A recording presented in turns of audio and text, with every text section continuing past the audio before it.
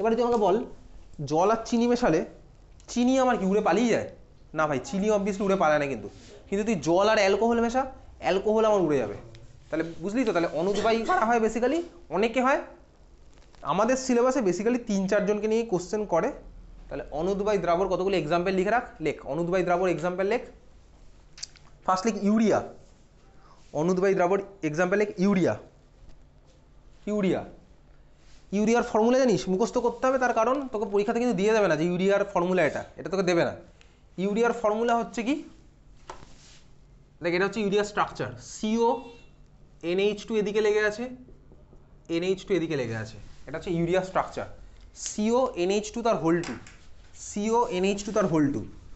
তাহলে তুই দেখবি এটাকে পড়েছিলি, কোথাও না কোথাও পড়েছিলি, ক্লাস 10 ফেনে হয়তো পড়েছিস।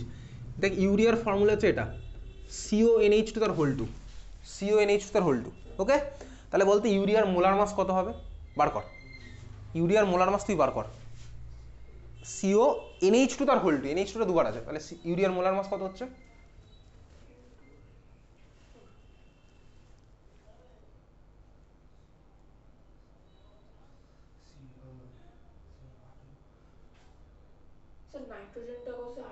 নাইট্রোজেন হচ্ছে 14, ঠিক আছে 14 মুখস্থ করবি একদম। কার কার মুখস্থ করবি আমি বলে দিচ্ছি। হাইড্রোজেন 1, কার্বন 12,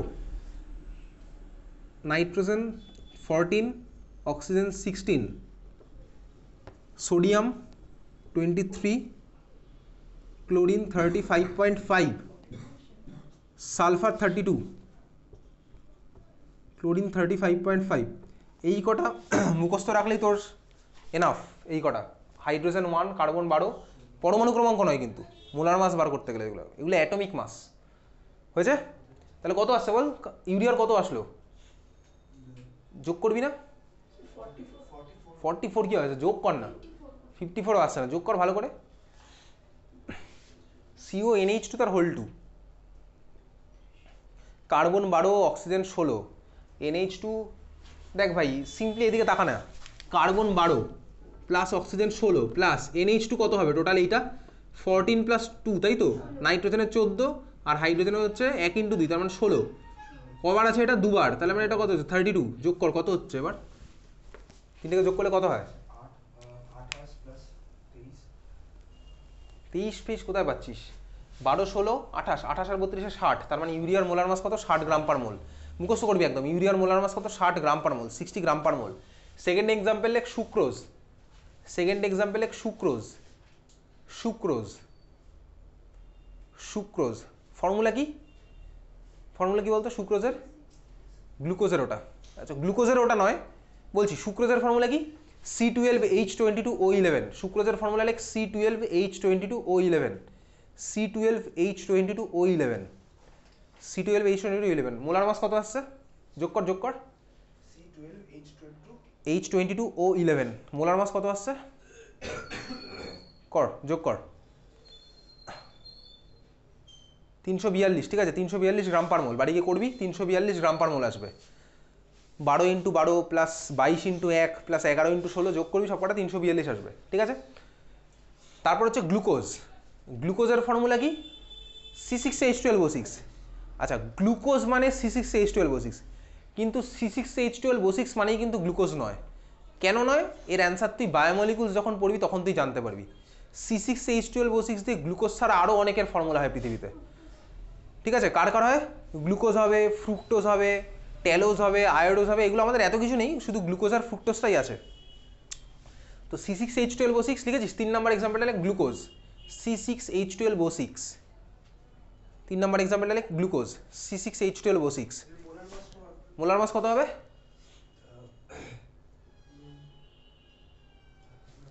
মোলার মাস কত হচ্ছে?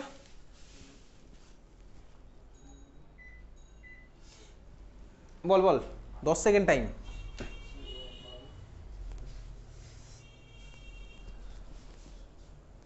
কিছুই বলবি না? 180 এক্স্যাক্টলি, 180 মুখস্থ করে ফেলিস, ঠিক আছে। এই তিনটা মুখস্থ করিস, কারণ উচ্চ মাধ্যমিক আজ অব্দি এই তিনটের বাজারে কিছু আসেনি, ঠিক আছে। 180 গ্রাম পার মোল, ওকে।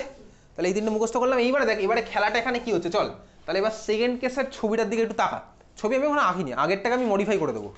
আমি তো মডিফাই করতে পারবো, তুই তো মডিফাই করতে হবে, তোকে তো আঁকতে হবে। ঠিক আছে, দেখ এদিকে তাকা, এ ফর কি বল, এ ফর কি সলভেন্ট, আর বি ফর, আচ্ছা তুই বল যদি আমি ছবিটাকে সেম রাখি, ছবিটাকে আমি ঠিক হবে, যদি আমি পুরো জিনিসটাকে সেম রাখি ছবিটা কি ঠিক থাকবে? থাকবে কি? থাকবে না। কিন্তু কেন থাকবে না বল এবার, ভেবে ভেবে বল। এ হচ্ছে আমার সলভেন্ট, এ তো উড়বে, তাহলে এই ছবিটা তো ঠিক আছে। বি হচ্ছে সলিউট, ও তো উড়বে না, তাহলে কি এই ছবিটা ঠিক হবে? না। তার মানে কি বলতে, এইটা আর হবে না উপরে, এ তো আর উড়বে না, বুঝতে পেরেছিস? ওই ছবিটাও কি ঠিক হবে? ওই ছবিটা ওটাও ঠিক হবে না। অনুদ্বাই, ওই তো বলেছিলাম তো, অনুদ্বাই দ্রাবক, সলিউট মানেই তো বি, ওটা উঠছে না, ঠিক আছে। তার মানে কি হচ্ছে দেখ, এবার এই কালোগুলো আর এখানে হবে না, বোঝা গেল? তাহলে এইটা হচ্ছে আমার এবারের ছবি, ক্লিয়ার? বুঝতে পেরেছিস?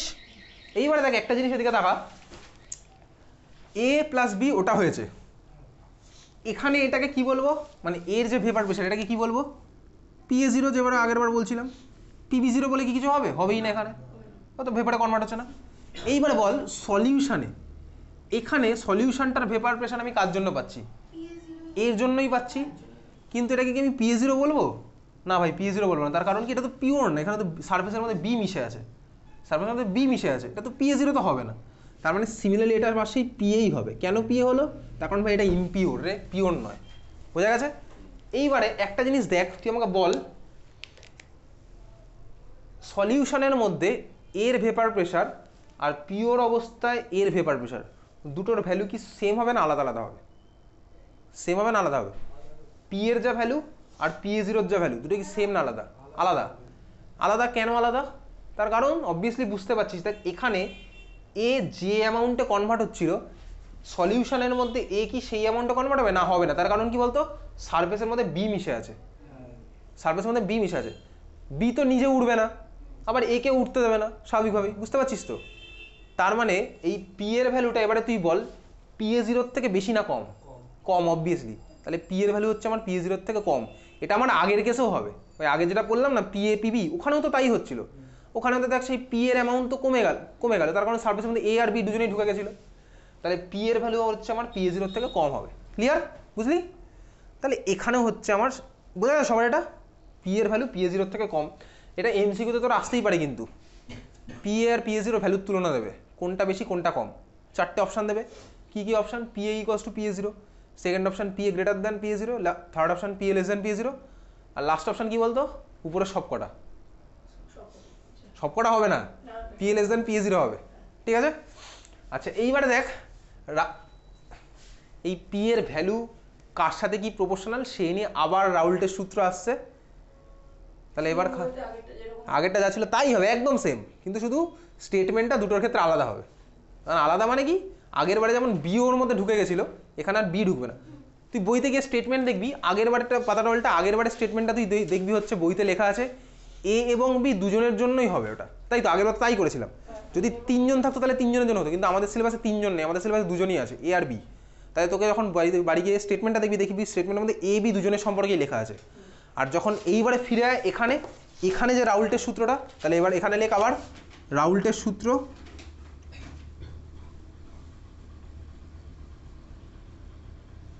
রাউল্টের সূত্র। আচ্ছা এই রাউল্টের সূত্র কোন কেসে? অনুদ্বায়ী দ্রাবক প্লাস উদ্বায়ী দ্রাবক, আর আগেরটা কিন্তু দুজনেই উদ্বায়ী ছিল। এই দুটো অল্টারনেটিভ কোশ্চেন কিন্তু আলাদা আলাদা বছরে আসে সাধারণত, বুঝতে পেরেছিস তো? তাহলে এই রাউল্টের সূত্র স্টেটমেন্ট বই থেকে পড়বি, আবার একই জিনিস, জাস্ট ওখানে দুজনকে লিখেছিলাম, এখানে একজনকে লিখবো। তো স্টেটমেন্ট ফ্রম বুক, ক্লিয়ার? আচ্ছা রাউল্টের সূত্রটা কি হবে? কেস 1 মানে কি, ওই তো ওইভাবে তোকে মেনশন করে দেবে যখন, হ্যাঁ উদ্বায়ী অনুদ্বায়ী বলে দেবে, ঠিক আছে? উদ্বায়ী দ্রাবক এবং অনুদ্বায়ী দ্রাবকের ক্ষেত্রে, সরি উদ্বায়ী দ্রাবক এবং অনুদ্বায়ী দ্রাবক দুজনের ক্ষেত্রে রাউল্টের সূত্রটি লেখো, এইভাবেই বলে দেয়, ঠিক আছে? এরকম কমন কোশ্চেন আসে যে রাউল্টের সূত্রটি বিবৃত করো, তোকে বলে দেবে, ক্লিয়ার? আচ্ছা এইবারে দেখ তাহলে রাউল্টের সূত্র কি হবে, সে তো ভাই একই, অলরেডি আমার করা আছে।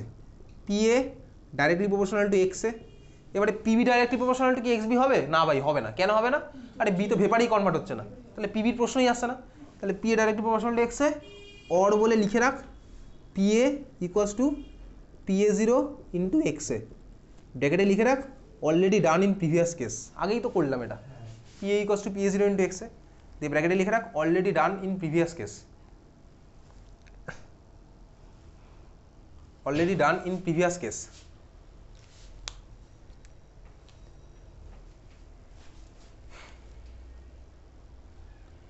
বুঝলি? তাহলে এটা হচ্ছে আমার সেকেন্ড রাউল্টের সূত্র। এইবারে তোরা কি বই কিনেছিস এখনো অবধি? হ্যাঁ, তুই কিনেছিস? তোর নাম সৌম্যদীপ, তাই তো? কিনেছিস? তুই সেকেন্ড হ্যান্ড বই পারলে জোগাড় কর কারোর থেকে, কোনো অসুবিধা নেই। কিন্তু দেখবি ভার্সানটা যেন 2014 আগের ভার্সান না হয়, কারণ 2014 ওয়েস্ট বেঙ্গল বোর্ডের সিলেবাস লাস্ট চেঞ্জ হয়েছিল, সেই সিলেবাসই এখন চলছে। হ্যাঁ, ছায়ারটাই নিস, সিনিয়রের কাছে পেয়ে যাবি। ওকে, আচ্ছা এইবারে দেখ রাউল্টের সূত্র, বাড়ি গিয়ে বই থেকে কী কী পড়বি? বই আছে? বইটা বার কর। বল।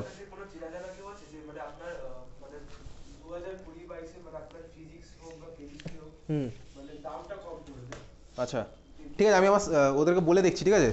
আগের ব্যাচে যারা ছিল, বই বার কর। দ্রবণ, চলে যা দ্রবণে। দ্রবণ হচ্ছে আমাদের সেকেন্ড চ্যাপ্টার।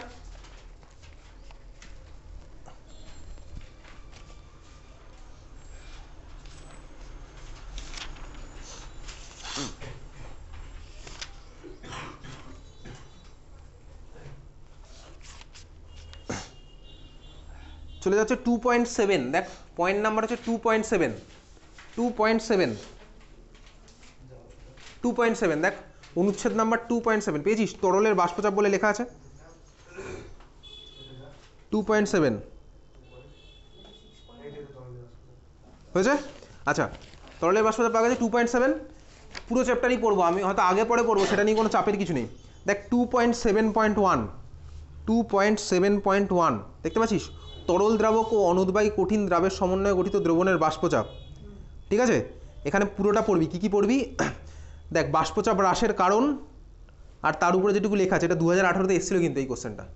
কোন পার্টটা বুঝতে পেরেছিস? 2.7.1 মধ্যে যেটা লেখা আছে, দেখ ধরা যাক একটি বিশুদ্ধ দ্রাবকে একটি অনুদ্বায়ী কঠিন দ্রাবকে দ্রবীভূত করে, ঠিক আছে?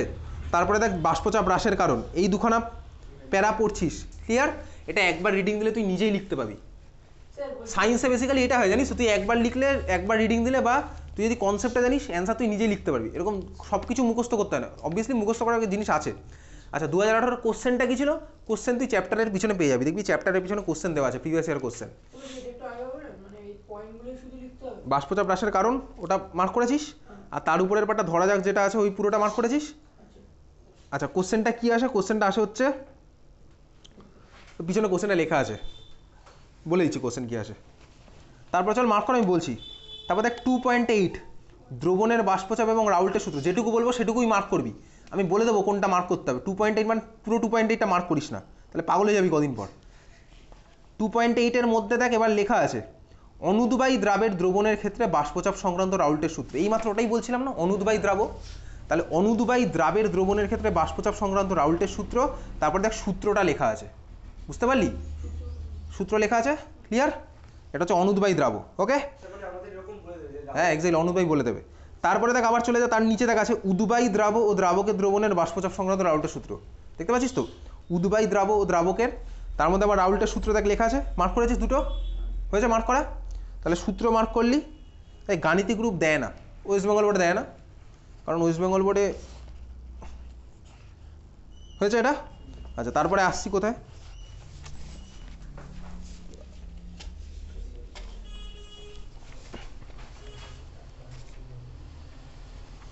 টু 2.7 ছিল, তাই তো?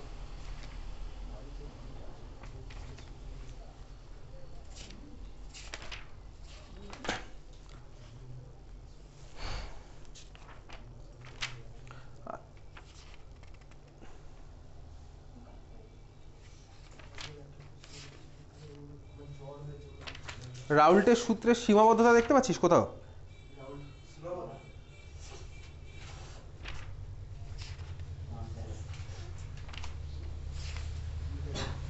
আচ্ছা, এটা এটা ওটা ওটা সরি পরে আছে, ওটা অসমোটিক প্রেসারে আছে, ঠিক আছে।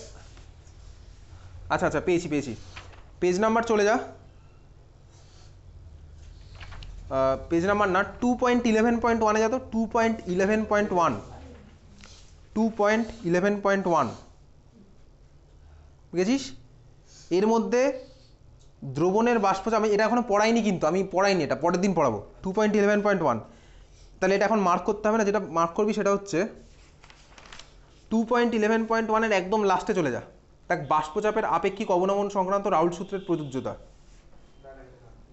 বাষ্পচাপের আপেক্ষিক অবনমন সংক্রান্ত রাউল্ট সূত্রের প্রযোজ্যতা পেয়েছিস? এটা উচ্চ মাধ্যমিকে এসছে। প্রযোজ্যতা মানেই সীমাবদ্ধতা, প্রযোজ্যতা মানেই সীমাবদ্ধতা। এই পার্টটা আমি পড়াইনি, এটা পরের দিন পড়াবো। চল আজকে এত অবধি আমাদের দেখা হচ্ছে শনিবার বিকেল 3:30, এটা পরের দিন পড়বে, এটা এখন পড়াইনি, পরের দিন পড়বো। সীমাবদ্ধতার মধ্যে 2টো পয়েন্ট আছে তো, ওটা পরের দিন হবে, ঠিক আছে?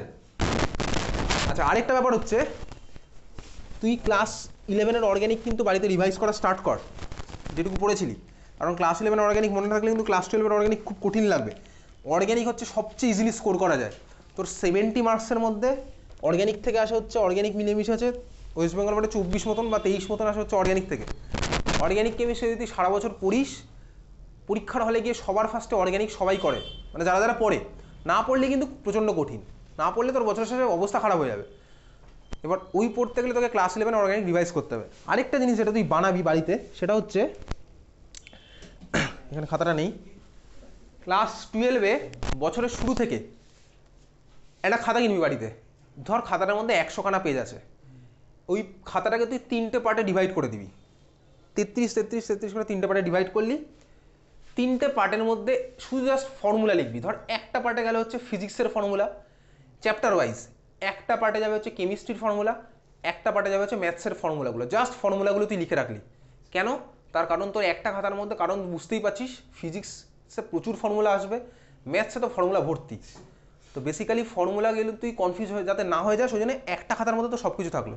এই যেমন আজকে ধর যে চ্যাপ্টারটা পড়াচ্ছি, ফর্মুলা তো অলরেডি দেখতে পাচ্ছিস শুরু হয়ে গেছে। বাড়ি গিয়ে বছরটা শুরু থেকে শুরু কর। ওই একটা পার্টের মধ্যে কেমিস্ট্রির চ্যাপ্টার ওয়াইজ, ধর আজকে আমি দ্রবণ পড়াচ্ছি, তো দ্রবণ তো চলবে আমাদের, দ্রবণ শেষ হওয়ার পরে তো অন্য চ্যাপ্টার হবে। দ্রবণের ফর্মুলাগুলো যেগুলো যেগুলো লাগছে আমাদের পরপর পরপর লিখে লিখে গেলি, তাহলে একটা খাতার মধ্যে জাস্ট ফর্মুলা থাকলো, বোঝা গেল? আরেকটা খাতা তুই বানাবি, সেটা হচ্ছে এই খাতাটা। এবার দেখ তুই চাইলে বানাতে পারিস, চাইলে নাও বানাতে পারিস, কিন্তু সেকেন্ড যে খাতাটা বলবো এটা তোকে বানাতে হবে। সেটা হচ্ছে অর্গ্যানিকের রিয়াকশানের সামারি কপি। রিয়াকশানের সামারি কপি বলতে কি, ধর তুই এখানে তো যে অর্গ্যানিক করবি সেই খাতায় তো পেজ নাম্বার দিচ্ছিসই, তার মানে তুই জানিস কোন পেজে কোন রিয়াকশান থাকলো। এবারে যখন তুই এখানে রিয়াকশান পড়বো, আমি তুই রিয়াকশানের ব্যাকগ্রাউন্ড দেখবো, রিয়াকশানের মেকানিজম দেখবো, সব ডিটেলসে দেখবো। সামারি কপির মধ্যে তোর কী হবে, সামারি কপির মধ্যে তুই বানাবি হচ্ছে জাস্ট যেদিন যেটা যেখানে পড়ছিস। সাপোজ এখানে অর্গ্যানিকে আবার আজকে হ্যালো অ্যালকেন হ্যালোয়ারিন চলছে, তাহলে তুই সামারি কপির মধ্যে হ্যালো অ্যালকেন হ্যালোয়ারিন বলে হেডিং দিলি। তার মধ্যে ধর আমি পড়ছি হচ্ছে প্রিপারেশন অফ হ্যালো অ্যালকেন, মানে হ্যালো অ্যালকেনের প্রস্তুতি। তাহলে তুই জাস্ট সিম্পলি ওর মধ্যে হেডিং দিবি হ্যালো অ্যালকেনের প্রস্তুতি বলে 1 নাম্বার। ধর আমি বললাম হচ্ছে অ্যালকোহল থেকে, তাহলে তুই 1 নাম্বার লিখবি অ্যালকোহল থেকে বলে জাস্ট ওই রিয়াকশনটা 1 লাইনে, ব্যাস হয়ে গেল। আর কিচ্ছু না, ওর মধ্যে কোনো মেকানিজম থাকবে না, কিচ্ছু না। বুঝতে পেরেছিস তো? 1 লাইনে রিয়াকশনগুলো। ধর তুই ক্লাস 11-এ যেমন পড়েছিলি, হ্যাঁ ক্লাস 11-এ যেমন তুই পড়েছিলি অ্যাসিটিলিন থেকে বেনজিন, অ্যাসিটিলিন থেকে বেনজিন, C2H2-র মধ্যে red hot copper tube pass করলে হচ্ছে আমার বেনজিনে কনভার্ট হয়। জাস্ট এটা 1 লাইনে লেখা থাকবে। কীভাবে লেখা থাকবে? এরকম না, বেনজিন থেকে অ্যাসিটিলিনের মধ্যে এটা পাস করলে এটা হয়, এইভাবে লিখবো না, জাস্ট অ্যারো ফরম্যাটে লিখবো। অ্যাসিটিলিন মানে C2H2, অ্যারো দেওয়া থাকবে, উপরে হবে হচ্ছে রেড হট টিউব, আমার বেনজিনে কনভার্ট হলো। এইভাবে আমি জিনিসটা লিখবো। এইভাবে পুরো খাতায় যদি আমার রিয়াকশন, কারণ ক্লাস 12-এ তোর অলরেডি 200টার মতন রিয়াকশন তোকে পড়তে হবে, ঠিক আছে? আর যদি এইভাবে প্রথমে শুরু করিস, তাহলে সারা বছর যদি মেনটেন করিস, দুর্দান্ত এফেক্ট হবে। লাস্ট ইয়ার যারা যারা করেছিল তারা একদম সুন্দর পরীক্ষা হয়েছে এই বছর, আর যারা যারা করেনি তাদের হয়নি, স্বাভাবিকভাবে ভালো পরীক্ষা হয়নি, লাস্ট মুহূর্তে পাজলড হয়ে গেছে, স্বাভাবিক সেটা। আমি একটা কথা বলছি যে কেমিস্ট্রির জন্য মোট আমার কটা খাতা লাগবে, মানে অর্গানিক? দেখ বেসিক্যালি তুই অর্গ্যানিকের পার্টটার জন্য একটা আলাদা খাতা বানাতে পারিস, যার মধ্যে ধর কী কী চ্যাপ্টার থাকবে, ওই haloalkane haloarene, alcohol phenol ether, aldehyde ketone carboxylic acid আর নাইট্রোজেন ঘটিত যৌগ বায়োমলিকুলস, এই 5টা, ঠিক আছে? আর বাকি পার্টটা তুই এই খাতা, যেমন ধর এই সলিউশন হচ্ছে, সলিউশনের পরে হ্যালো অ্যালকেন হ্যালোয়ারিন স্টার্ট করবো, তো তার জন্য তুই একটা আলাদা খাতা বানাতে পারিস, মানে অর্গ্যানিকের একটা আলাদা খাতা হলো, আর বাকি পার্টগুলো একটা খাতার মধ্যে, ঠিক আছে? বোঝা গেছে? চল আজকে এত অবধি, আমাদের দেখা হচ্ছে শনিবার বিকালবেলা 3:30। 3:30 মানে কিন্তু আমি 3:30তেই স্টার্ট করবো, ওকে? শুক্রবার তো হচ্ছে না, 3:30 শনিবার, ওকে? চল টাটা, আমাদের দেখা হচ্ছে শনিবার।